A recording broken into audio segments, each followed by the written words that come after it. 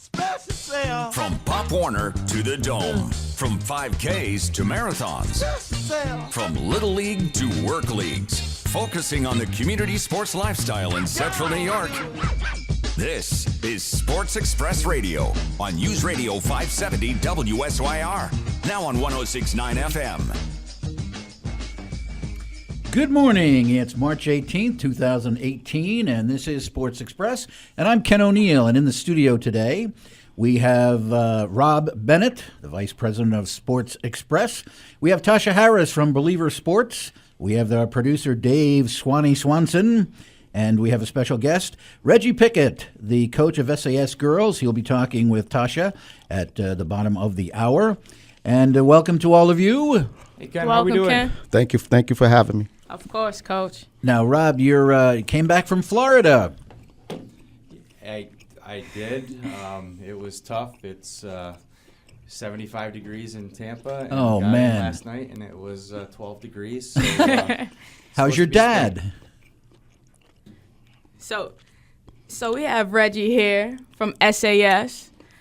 His girls went to the state finals. I'm starting to believe he's an X Factor because he was there when Corcoran went. So I'm really believing he's the X Factor. So tell us how we get there, Reg. Hey, we need to know. I was just a follower when Corcoran went. I was just on the bandwagon. I had a niece that played on that basketball team on the girls. Then I had a nephew that played on the boys. So I would follow Corcoran basketball to the edge of the earth just to watch him play. Nice. Jim March is a great coach. Still is. He still is. Yeah, Well, we're going still to talk to you, Reggie, at the beginning of the next half hour. But right now we have Dan Conley on the phone, and Dan is helping with the Auburn Pride football, and their first game is in June. Dan, how are you? I'm doing well, thanks. Thanks for having me on. hey, Dan, thanks for being on the show. Everybody knows Dan Conley, former SU great, coached at Syracuse, Wagner, Iona, West Virginia Tech, Canisius, Southern Connecticut, and, of course, Syracuse University. I tried real hard to coach at every school in the Northeast. Well, you did a pretty good job, and know that you're also very active with the Fayetteville Manlius football program as well. Coached all over, and but we want to hear about this Auburn Pride football team. What do you have going on there? I help out a couple times a month. A buddy of mine, Dan O'Hara, he and I got together 4 or 5 years ago when from my departure at Syracuse. I got involved with the youth football program at Fayetteville Manlius, and we were playing Auburn's Pop Warner team, and a guy came in and was going to say, "You don't know me, but would you mind talking to my team?"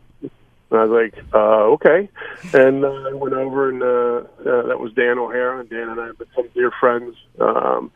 He's as much involved with the game of football at every level, from youth football at a high school to now, running a semi-pro football team. So, his buddy Scott out there who runs the offense for him, just really, really good guys. And, anybody in the community knows if you ask me, if I have time to make time for kids at the youth level to teach them or coaches about football, I'm there. Dan's the same way. So he created this football team, and I've probably been out there 5 or 6 times. So I really enjoy working with. I heard the word Corcoran. There's a handful of Corcoran kids on there, Baldwinsville. So some Henniger kids. It's a really nice blend of local kids that are going to have an opportunity to continue to play football.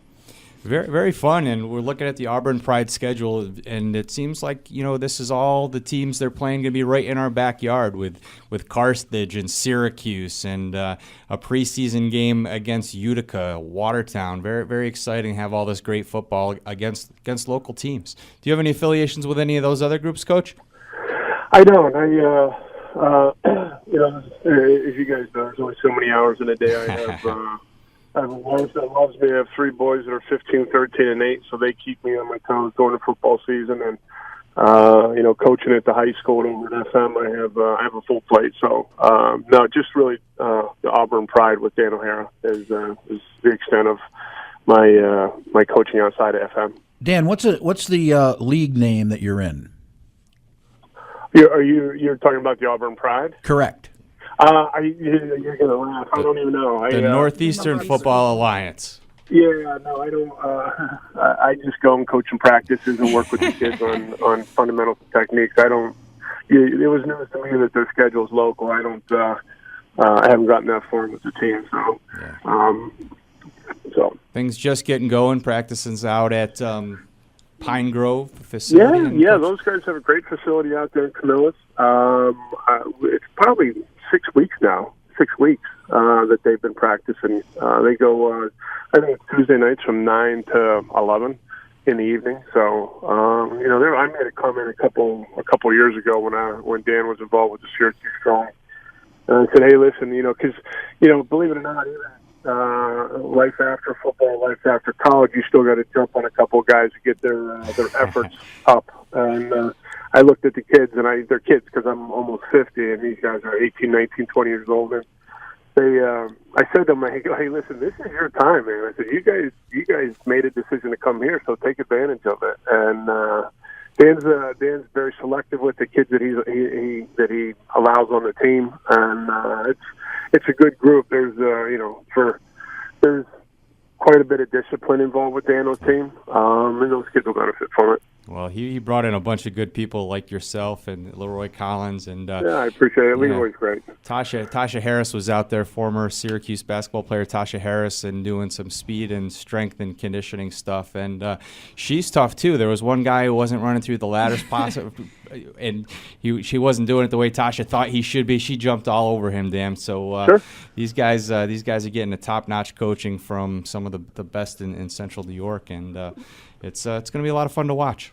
I appreciate it. Yeah, Dano's got a pretty good crowd that he runs with, so he puts himself out there. So when he asks a friend for a favor, nobody thinks twice about it. So. Absolutely. So you've coached at all levels, and can you tell people just like what do you see at the semi-pro level? What kind of players are there? What's the talent level? What should people expect to see when they go to an Auburn Pride game this summer? They'll be competitive. I know that's a really trendy thing to say. All we're concerned with is to be competitive. Is usually what teams that lose. That was always, well, at least they're competitive. And I was like, yeah, that's nice.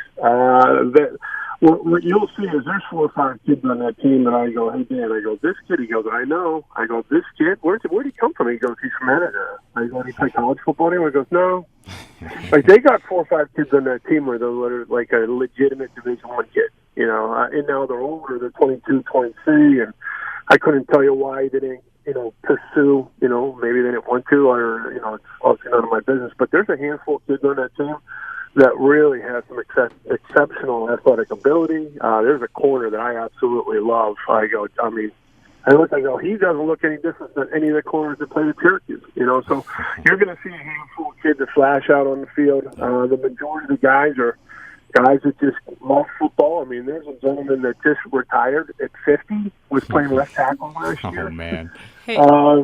It's guys that love football, and it's from young kids that are, lifting weights and trying to lift 400 or 500 pounds. The guys are just trying to squeak one more year of football out of their body. So it's a nice mixture of guys. Hey, Dan, I heard you guys have a stud quarterback. What you think about that? There's 2 young men that are playing quarterback that I know. And I apologize, I only know the one guy's name, Danny. There's a guy named Dan who's got a beard, and I looked at him, I go, what do you play, tackle, guard? He goes, no, I'm a quarterback. I go, Jesus, you don't look like a quarterback.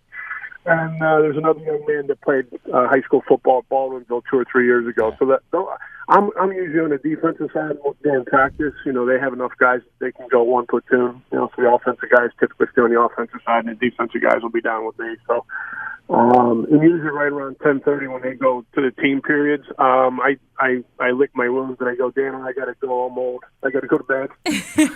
So I do think they got a couple of kids that can throw the ball. Awesome. Well, Dan, we have to take a break. Would you stay through the break? Yeah, you bet. All right, thanks. This is Sports Express on News Radio 570 WSYR, now on 106.9 FM. Sports Express Radio on News Radio 570 WSYR, now on 106.9 FM.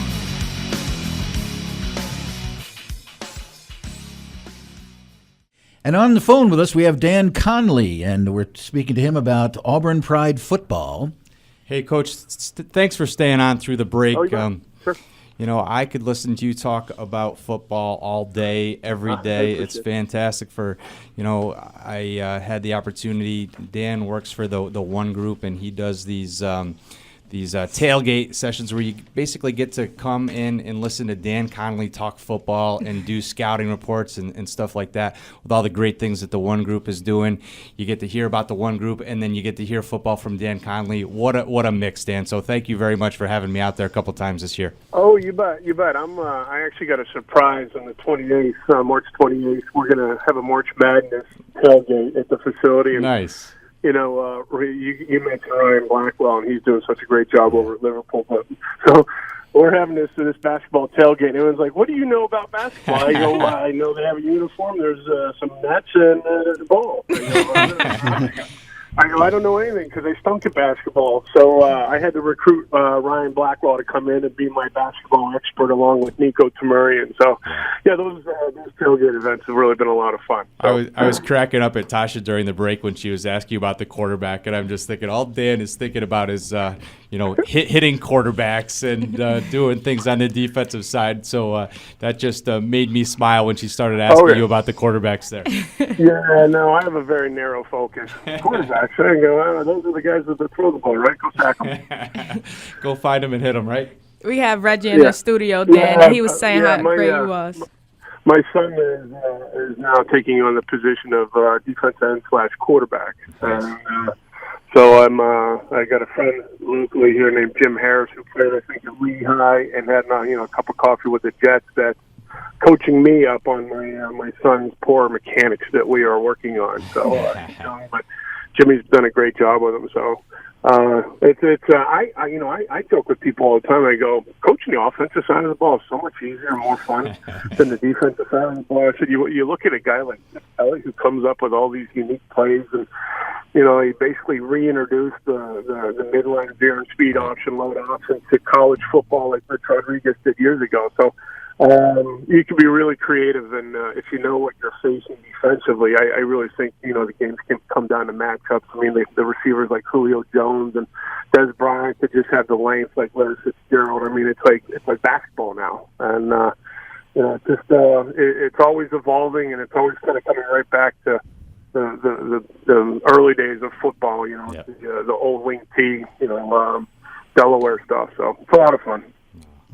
All right, Coach. Well, thank you so much for your time today. We look forward to catching up with you in the future. And Auburn Pride FM, Pop Warner, and all the great stuff that you do. I remember seeing one of your sons a long time ago at a camp out in Skaneateles. You were gracious enough to come out and coach the kids. Yep. Yeah, and he stepped on the field and took part in some things. And I remember watching him throw the ball around back then. I said, that kid may be a quarterback. So it looks like it's heading in that direction.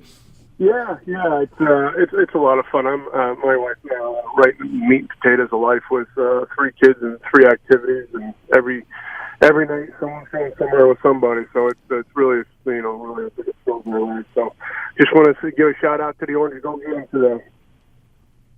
Hey, Dan, are there any older players on the Auburn Pride, like in their 30s, or is it just for the young guys? Yeah, no, they got some old cats on that team. The one guy's got more gray hair than I got. And there was a gentleman that I think he was 50 last year, that played left tackle that, he's got a bad knee. He's like, I think I got to hang him up. I go, I can't even walk anymore. Football. You're 50 playing football? There are a handful of older gentlemen. It's predominantly made up of the young guys that are just out of college or a year or two out of high school. So, but yeah, I have a tendency of hanging out with the older guys. I'm looking forward to when you play Syracuse. That'll be a nice rivalry. Oh, what is that? Syracuse Strong, yeah. Yeah. I spent some time when Dan was involved with those guys years ago. I think Chris Gorman and Leroy were a part of the Strong. There's a lot of crossover to kind of switch teams depending on which coaches they really gravitate towards. And that'll be a good game. I'm sure it will be. All right, Coach. Well, thank you very much, and we will talk to you soon. I appreciate it. Take care, guys. All right, Dan. You do as well. Bye-bye.